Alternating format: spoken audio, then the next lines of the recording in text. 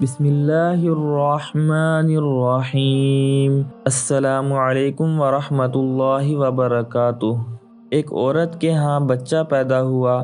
جب اولاد کی پیدائش ہوتی ہے تو والدین کی خوشی دیکھنے کے لائق ہوتی ہے، لیکن اس ماں کے چہرے پر خوشی کے بجائے خوف و پریشانی کے آثار دکھائی دیتے تھے۔ اس پریشانی کی وجہ یہ تھی کہ ان کے بادشاہ نے ایک خوفناک قانون بنا رکھا تھا۔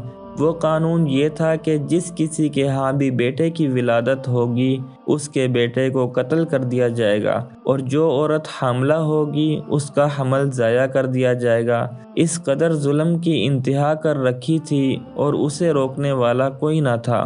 اس کام کے لیے بادشاہ نے اپنی سلطنت میں جاسوس چھوڑ رکھے تھے، تو جہاں بھی بیٹے کی ولادت کا پتہ چلتا وہ بے دردی سے ماں سے اس بچے کو الگ کرتے اور قتل کر ڈالتے۔ یہ قانون بادشاہ نے اس لیے بنایا تھا کیونکہ اسے ایک عجیب خواب آیا تھا، اور جب اس نے ماہر دیندار اور علم والے لوگوں سے خواب کی تعبیر پوچھی تو اسے بتایا گیا کہ تمہاری زندگی میں ایک لڑکا آئے گا جو تمہارا تخت الٹ کر رکھ دے گا اور تمہاری بادشاہت ختم ہو جائے گی۔ تب بادشاہ نے فیصلہ کیا کہ وہ یہاں بیٹے پیدا ہی ہونے نہیں دے گا، اور جب بیٹے ہی پیدا نہیں ہوں گے تو کوئی بھی اس کا تخت نہیں الٹ سکے گا، اور یہ قانون بنایا کہ جس کے گھر بھی بیٹا پیدا ہوگا اسے قتل کر دیا جائے گا۔ تو جب ماں کو بادشاہ کا قانون یاد آیا تو وہ رونے لگی۔ بادشاہ سے کسی بھی طرح اس نے بچے کی ولادت تو چھپا لی تھی، لیکن اسے یقین تھا کہ وہ زیادہ دیر تک اپنے بیٹے کو چھپا نہیں سکے گی۔ ہر ماں کو اپنی اولاد بہت عزیز ہوتی ہے۔ ماں تو بچے پر ایک تکلیف دہ نشان تک برداشت نہیں کرتی، یہاں تو قتل کرنے کا قانون بنا ہوا تھا۔ ماں نے اپنے بچے کے لیے بہت دعائیں مانگی۔ اسی دوران وہ مسلسل خوف و پریشانی کا شکار رہتی تھی اور پوری کوشش کر رہی تھی کہ کسی کو بچے کی خبر نہ ہو۔ چنانچہ یہ ہوا کہ اللہ تعالیٰ نے اس ماں پر وحی نازل کی اور فرمایا کہ گھبرانے کی ضرورت نہیں ہے، اپنے بیٹے کو ایک صندوق میں ڈال کر دریا میں بہا دو۔ ماں کو اللہ پر بھروسہ اور کامل یقین تھا، سو اس نے ایسا ہی کیا اور لکڑی کا صندوق بنا لیا۔ اس میں چند چھوٹے سوراخ کیے تاکہ ہوا کا گزر رہے اور دریا میں بہا دیا۔ صندوق دریا کی سطح پر بہنا شروع ہو گیا اور ماں اللہ پر بھروسہ کرتی اطمینان سے گھر واپس لوٹ آئی۔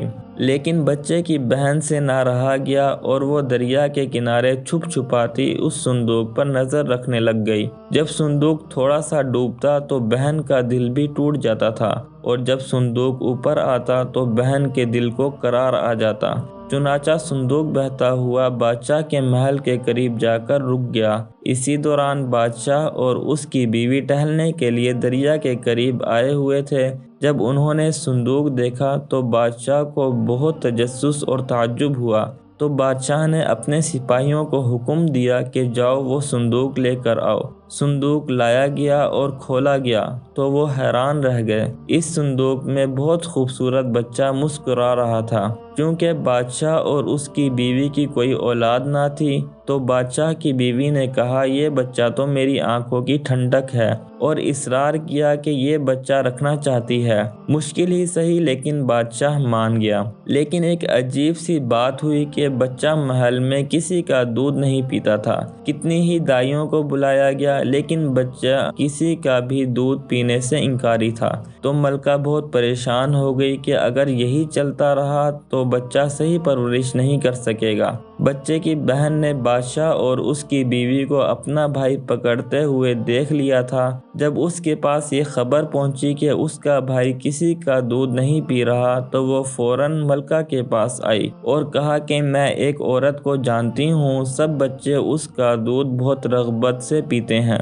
ملکہ نے کہا پھر دیر کس بات کی ہے، جلدی سے اس عورت کو حاصل کرو۔ بچے کی بہن اپنی ہی ماں کو لے آئی اور سب نے دیکھا کہ بچے نے اس عورت کا دودھ پیا۔ جب ملکہ اور بادشاہ نے دیکھا کہ بچے نے اس عورت کا دودھ بڑی رغبت سے پیا تو اس عورت کو اپنے محل میں رہائی بھی دے دی اور اس ماں نے اپنے رب کا بہت شکر ادا کیا اور یہ اعتراف کیا کہ اللہ کے فیصلے بہترین فیصلے ہوتے ہیں۔ اللہ تعالیٰ نے اس بچے کو کسی کا بھی دودھ پینے سے منع فرمایا ہوا تھا، اور پھر آگے چل کر اس بچے نے واقعی اس بادشاہ کا تخت الٹ دیا اور اس نے جہاد کا اعلان کیا، کیونکہ وہ بادشاہ خدا بنا بیٹھا تھا اور سب لوگ اس سے شدید خوف کھاتے تھے۔ کسی میں بھی ہمت نہیں تھی کہ اس کے خلاف بولے۔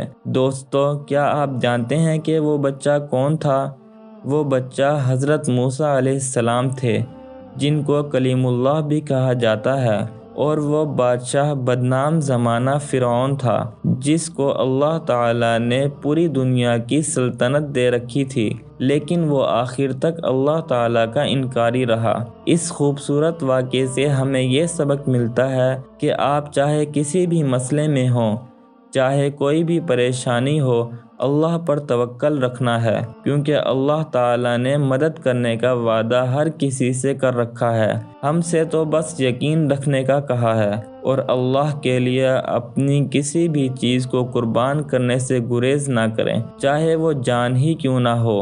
اللہ تعالیٰ نے ہر آزمائش کا بہترین اجر تیار کر رکھا ہوتا ہے، اور اس بات پر یقین کر لیں کہ اللہ تعالیٰ کے فیصلے بہترین ہوتے ہیں۔ تو اگر آپ سے کوئی چیز چھین لی جائے تو بجائے مایوس ہونے کے اس کی رضا میں راضی ہو جائے، پھر آپ دیکھیں گے کہ اللہ تعالیٰ آپ کو اس جگہ سے نوازے گا جہاں سے آپ کا گمان بھی نہ ہوگا۔ اس لیے ہدایت مانگتے رہا کریں۔ اللہ تعالیٰ خود ہی فرماتے ہیں کہ جب کوئی بندہ اللہ تعالیٰ کو پکارتا ہے تو اللہ تعالیٰ اس بندے کی پکار ضرور سنتا ہے۔ السلام، انشاءاللہ پھر ملاقات ہوگی نئی ویڈیو کے ساتھ۔